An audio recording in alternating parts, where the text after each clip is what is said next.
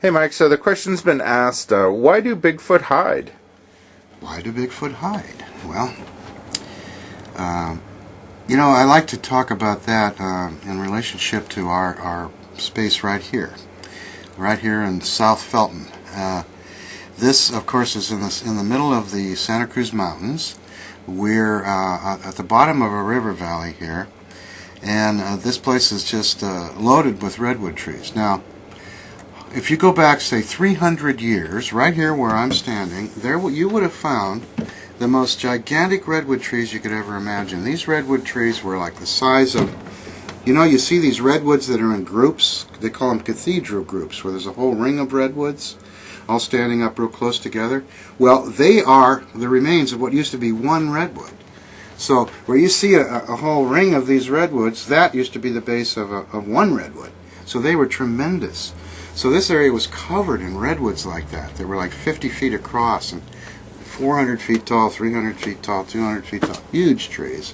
There were grizzly bears that ran around through the mountains here, all the way down to the coast. We're 5 miles from the coast. There's a river running right through the center of the valley here.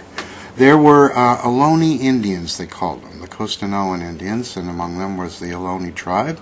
The Ohlone were little tribelets.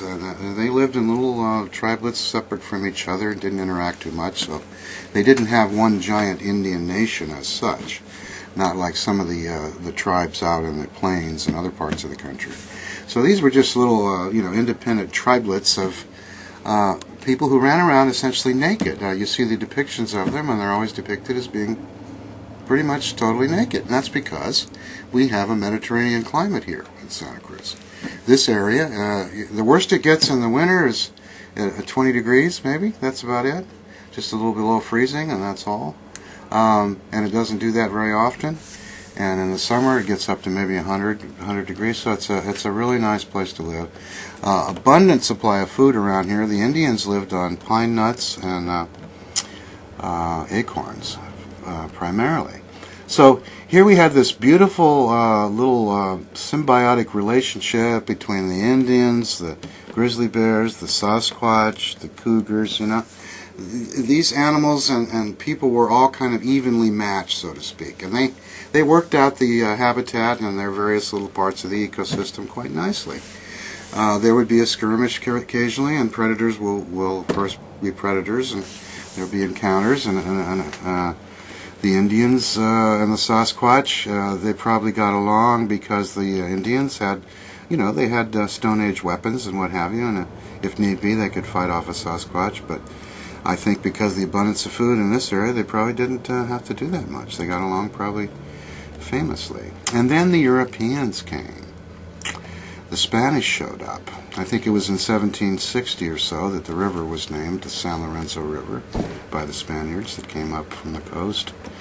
And when people got here, they built a mission. They started converting the Indians and taking the land away from the Indians, of course. We know that in general that's what happened on this continent, that Europeans got here and pretty much it was a plunderous affair. We took the country away from the indigenous people.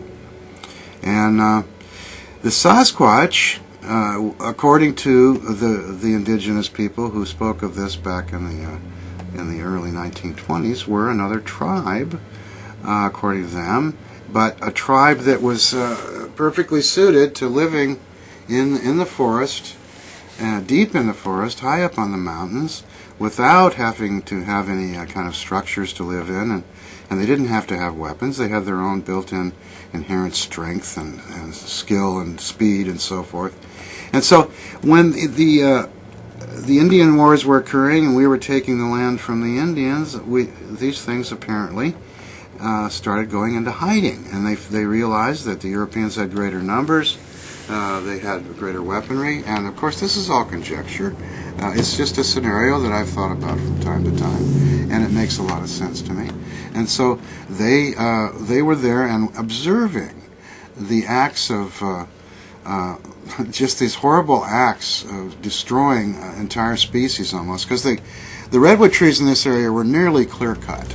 A few smart people managed to save a a little group of first growths here in the Felton area, and then the first state park in the whole United States was started up in Big Basin, and they saved some of the first growth redwood up there.